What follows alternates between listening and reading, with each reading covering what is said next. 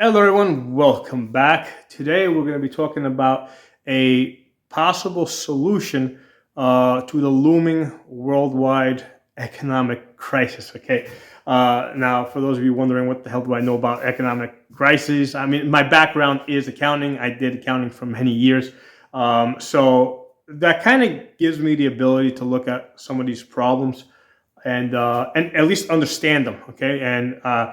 And also, I think put them my talent is I think in putting them explaining these problems and possible solutions in a way that I think is easy to understand. So one of the accounting rules that I've lived by is that if it sounds complicated, it's wrong. Okay. The problems and the solutions to those problems are always simple, easy to understand, once you clean away all the clutter. Okay. So when we look at the financial situation for the US dollar, okay, when you clean away all the clutter, okay, the problem comes down to these three numbers right here, okay. Um, National debt, $35 trillion, okay, that's our national debt. Let's put that on the side for a second. The total dollar debt in the entire world is $75 trillion, okay, and the total cash in the world in US dollars, right? Total number of US dollars in the entire world is $25 trillion. Okay. So that's the entire problem right there. Okay. Once you clean away all the clutter. So we're going to ignore the 35 trillion of national debt, right? And the reason for that is because the US government has no intention of ever paying that back. They can't pay it back even if they wanted to pay it back, simply because there's not enough money available in the entire world in US dollars to pay back. Only 25 trillion to pay back 35 trillion. Impossible. Can't do it. Okay. So let's ignore this, right? Because the US government does whatever it wants, right? Nobody can tell it what to do. Let's ignore this and let's look at the difference, right? The difference between the 35 and the 75 is $40 trillion up here in red. Okay. So that's everybody in the world that has debt that's in US dollars, okay? US citizens, US companies, foreign citizens, foreign companies, foreign governments, okay? That comes out to about $40 trillion. Now, the difference here is that this $40 trillion, right, which includes principal plus maturing interest, this $40 trillion, we don't have the option of not paying it, right? Because if we default, okay, we're going to be in some type of trouble, okay? Whether that's the bank takes away our houses, our cars, or the U.S. government basically parks an aircraft carrier off your coasts and tells you to pay up or they're going to bomb you, okay? Whatever it is, the rest of us, right, the rest of this $40 trillion, if we don't pay our debt, we're going to be in some kind of trouble, okay? And now that trouble might be, let's say it's a foreign country. Well, maybe they can no longer do business with the United States. Whatever it is, that's not important. The point is that the rest of us have to pay this $40 trillion has to be paid. Okay, so there's only $25 trillion available to pay the $40 trillion that the rest of us have to pay. So the problem here is, how do we pay it? Obviously, more money needs to be created, okay, in order for the rest of us to pay our debt. Now, I've covered this in prior videos. The system was designed this way. Okay, this is the reason why money has value, because there's never enough money in circulation to pay all of the debt. Okay, all the principal plus the interest. Okay, so just to simplify for you guys, if I take out a mortgage for $200,000, I have to pay back $300,000. Okay, so when the bank gives me the $200,000, what I do is I give them the deed to my house. So I'm putting up an asset, right? Whether it's a house, or whether it's a car, or whether I have a gold mine and I give them gold, I'm giving the bank an asset that they take ownership of through the deed or title or physical possession, right? And they use that asset to create money. Okay, so the bank if I take out a mortgage for $200,000, the bank creates locally here, right? Locally, they create $200,000 out of thin air and they give it to me, but I have to pay back $300,000. Now, everyone in my generation, right, everyone this year, right, who takes out a loan for $200,000, we all have to pay back $300,000. So obviously, we all have the same issue. Where are we going to get the principal plus the interest? Because the bank never created the interest. Where are we going to get that money? Well, my generation is depending on the next generation next year to come in, take out more mortgages, take out more loans, so that more money can be created, so I can do business with those people, and then I have the ability to pay back my principal plus interest. Okay, to pay back my full debt, my full the full debt, which right now is $40 trillion around the world. Okay, so if this doesn't happen, okay, we're going to default. We're not going to be able to pay back the principal plus the interest. So we're depending on money creation. Now, the problem with this system is that the U.S. government, which is 35 trillion out of the total 75 trillion, they are actually 46% of all the debt in the world. Okay, so in this system, in this example that I gave you guys, if I take out a mortgage for $200,000, I'm depending on the next generation coming in next year to be of equal size, right? So if the people next year are coming in and they're only taking out mortgages for, let's say, $10,000, okay, that's not going to be enough money creation for me to pay back my principal plus interest. So I need people coming in of the same size as me next year to do enough money creation so I can pay back my principal plus interest. Okay, so the problem that we have here is because the U.S. government has become 46%, okay, of all the dollar debt in the world. Okay, when it comes to money creation, there's nobody of the same size as the U.S. government to come into this system and create enough money so the rest of us can pay back our principal plus interest. Okay, so that's the problem with the system. Okay, that's the problem right there. Simple. It's that the government has positioned itself in such a way that we are all depending on the government to create more money because the rest of us are simply too small compared to the U.S. government, and there's not going to be enough money creation. Now, the government likes this, right? Because the government has put itself in a position where everybody's depending on the government for money creation, okay? Which means that the government gets to say, hey, we like this industry, we're going to lend money to them. We don't like that industry, we're not going to lend money to them. We like this country, we're lending money to them. We don't like that country, we're not lending money to them. So through its ability to decide who they lend money to, right? The U.S. government gets to decide who's going to stay in business and who's going to go out of business, and who's going to go bankrupt and which economy around the world is going to crash. So this is the problem with this system. The government, because they've made themselves 46%, right, 35 trillion out of the total 75 trillion, because they've made themselves 46% of the system, and the entire world is depending on the U.S. government for money creation, they have too much power. Okay, they have the money. The world is depending on the government for money creation.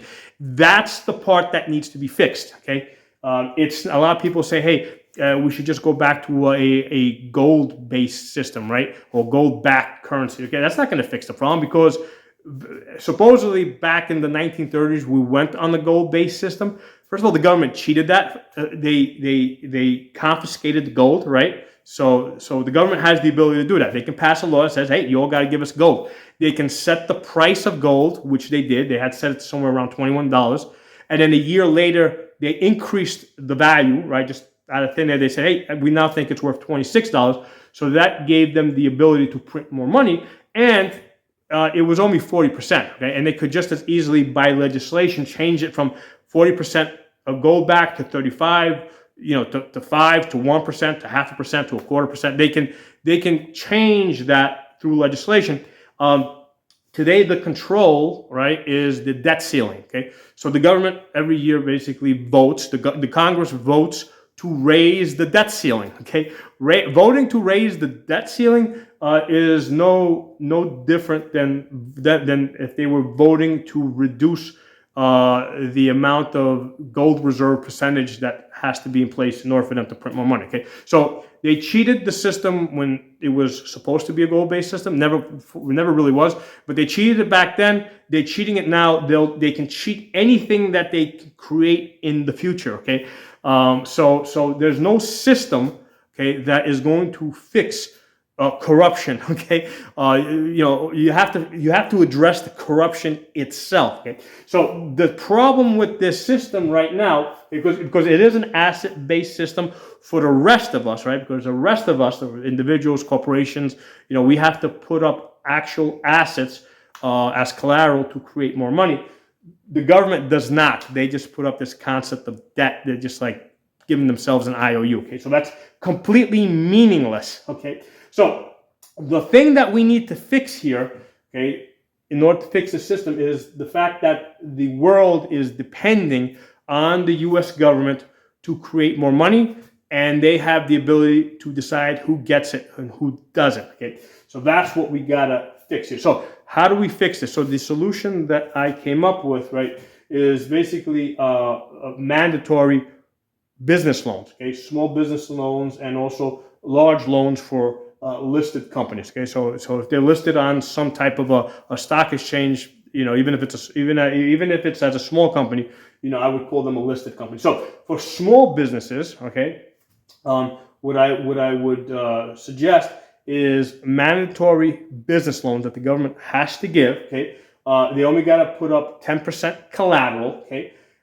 It's a 2% interest rates, okay, and only 50% of it needs to be paid back. Okay, so if you take out, let's say, a small business loan for, let's say, $200,000, you only have to pay back $100,000 of it, and the interest rate on that would be, let's say, 2%. Okay, so well, before we talk about this, let's talk about my proposal for listed companies. Okay.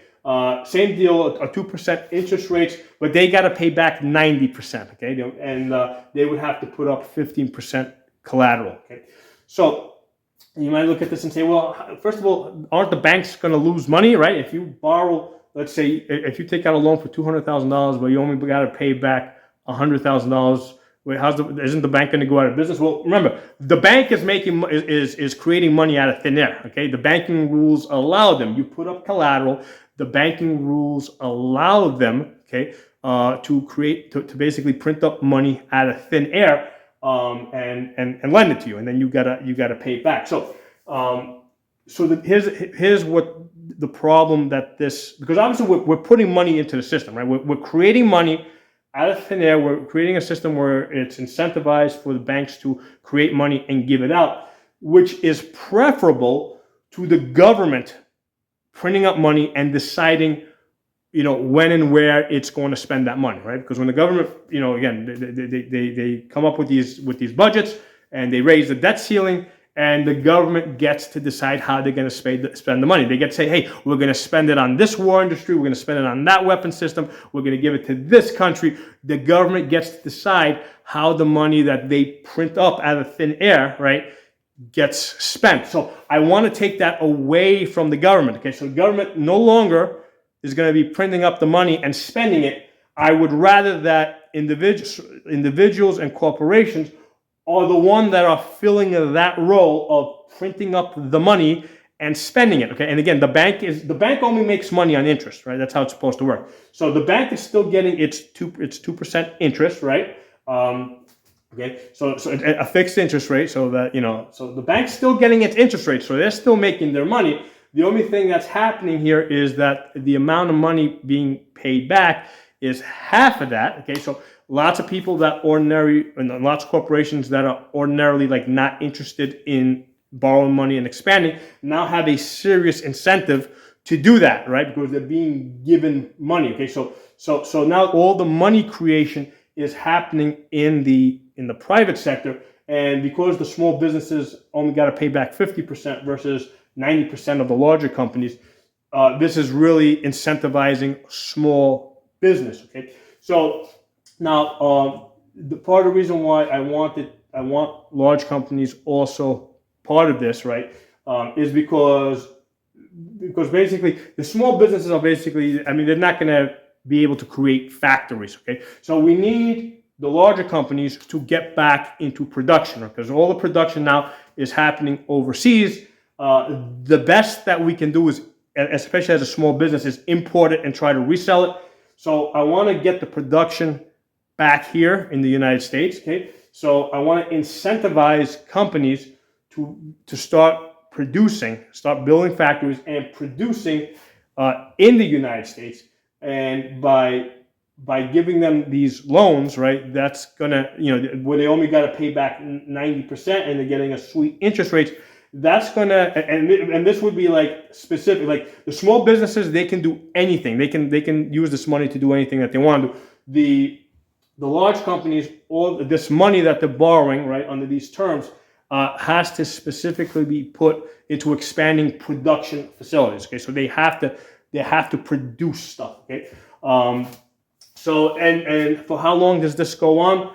So here my idea on this is that this will go on, and they're keeping tally as to how much money is being lent out until this number here gets up to $35 trillion. Okay, so my idea here is that as the banks are lending out money under this system, basically it's being kept track of, and the idea is that every time a small business or a listed company borrows money for a certain amount, the national debt is reduced by the same number. Okay, now there's no real correlation. Okay, the only point for this, right, is because this balance sheet number, which is 35 trillion of national debt that's never going to be paid back, somehow we got to get this off the balance sheet. Okay, this is a meaningless number that's just sitting out there. It'll continue to grow. Somehow we have to reduce this. Okay, so what I want to do is as these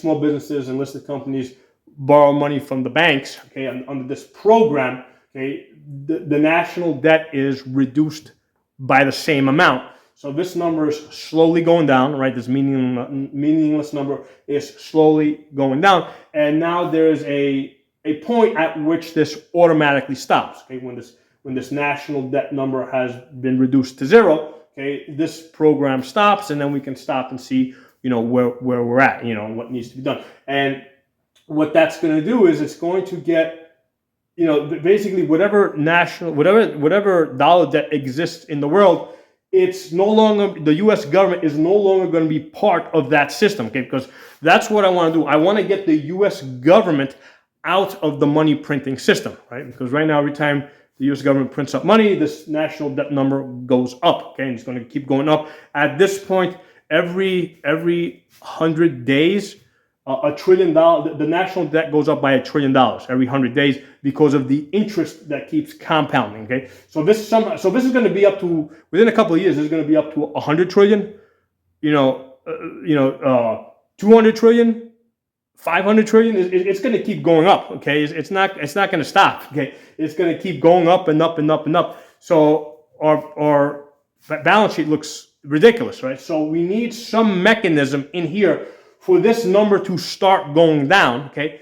And it's not going to be by paying it back, because again, there's not enough money in circulation, right? There's not enough money that exists in the world to pay back the 35 trillion, right? Because there's only 25 trillion that in US dollars that exists in the world. So somehow this number needs to go down, okay? So through this program that I'm proposing here, right, we're doing the money creation that we need to do, because otherwise these people are going to default here, right? The difference between the 35 trillion national debt and the 75 trillion total world debt in US dollars, that 40 trillion is going to default if more money is not created. So I want to take the money creation away from the US government and put it back in the private sector, okay? And that's where the money is going to be created, so that the debt can be paid as it comes due. Okay, so this solves this problem. Okay, but it also solves the other problems that we have. Okay, so the other problems that we have is we have a production problem, right, where these things aren't being produced in the United States. And the reason why the United States became a world power, back in the, between the 1920 and between 1900 and 1940, is because it was a production powerhouse. Okay, so it was able to produce lots of things, including make war machinery. Okay, so we would not have won, or we would not have been successful in World War II if it wasn't for our ability to produce stuff. Okay, so right now we have no production. Okay, which means that we really have no war capability, right? Because we're not, and I keep hearing that there's not enough, bombs, there's not enough weapon making. So this problem is presenting itself in Ukraine, where the United States is trying to support Ukraine and trying to support Israel, and they're finding that, hey, they just don't have enough stuff to give them. Well, this goes back to they got a production problem. Okay, and I'm not saying right in this video I'm not discussing whether those wars are a good idea or a bad idea. I'm just saying that the lack of production, okay, is inhibiting the war ability of the United States. In fact, the only thing that the United States really has as a military weapon, as a deterrent, is its nuclear weapon. It is the nuclear missiles that it has. At this point, after the entire world seeing how badly how unsuccessful, let's put it that way, how unsuccessful the United States has been in supporting Ukraine, most of the world is questioning the ability of the United States to fight any wars beyond just beating up on small countries. Okay, so our production inability has led to our war ability being questionable. Okay, and all we have left is our money printing. Okay, and the rest of the world is kind of uniting to move away from the U.S. dollars. All right, so I've covered this in prior videos. There's about 40 to 50 countries around the world that are agreeing to do business in other currencies besides U.S. dollars. Okay, so that's going to, because that's really the only thing that the United States has had going for the last 30 or 40 years. We're able to, because we don't have production, it's not a problem because we're able to buy stuff around the world and pay for it with cheap money that we're printing up. Well, as the rest of the world no longer accepts our cheaply printed money, what do we have left? Okay, so we don't have production. They're no longer accepting our money printing, all right? So we lose that. So what do we have left? The only thing we have left is our war ability, right? And our conventional war ability is very questionable at this point. So what this kind of leads to is that if the United States wants to remain the lone superpower in the world, which I believe it does at all costs, I think that's its primary goal, okay, is to remain the lone superpower. They will do that, regardless of cost. So what the only thing that the United States has left is its nuclear missiles, and if its dominance as the lone world superpower is threatened, I believe the United States will use those nuclear missiles. Okay, so I think the calculation that they'll make is, hey, World War III, nuclear World War III, the entire world gets reduced to 20%. The United States is okay with that because as long as if everybody's equally reduced by 20%, the United States is still at the superpower of whatever's left over. Okay, so that's the calculation that I think that the United States elite are going to make. Okay, so rather than get to that point, let's fix the problem. Okay, and this is, I think, a way to fix the problem. The key problem here is that the money creation right now is 46% of it is all United States government. We need to take that away from the United States government, put that back in the private sector, okay, all right, through mandatory loans, all right, that will be paid back, where, let's say, in small businesses, only 50% needs to be paid back. Larger companies, 90% needs to be paid back. Right? So get the money creation back in the private sector, and on this side over here with the larger companies, force them, right, into production, right, force them, or rather incentivize them, okay, through this 90% payback into production, and if you look go back to how the United States became a powerhouse, right, because of its production. We'll get the production back in the United States, and we can go back to being a world superpower, right, without depending on money printing and war. Okay, so my thoughts on that. Let me know what you guys think. Hopefully, if we can circulate this video and get this idea out there, maybe it'll start catching on. If you guys got a better idea, by all means, put it in the comments. I'd love to hear. I'd love to hear other ideas. But the problem, as I see it, right, the entire problem in the United States is that the money printing, right, the money creation, right now is all, everybody's depending on the U.S. government for money creation so that everybody doesn't default. Okay, so we take that away from the U.S. government, get that back in the private sector where it belongs, and incentivize production. Okay, so talk to y'all soon.